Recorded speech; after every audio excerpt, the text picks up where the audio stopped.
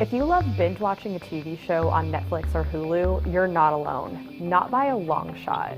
A new survey from consulting firm Deloitte found that 70% of Americans admit to watching at least 3 or more episodes of a TV show in one go. And millennials, an average of 84% of them have binge watched. Overall, Americans love to binge watch dramas more than comedies, probably because we just can't wait to see what happens next.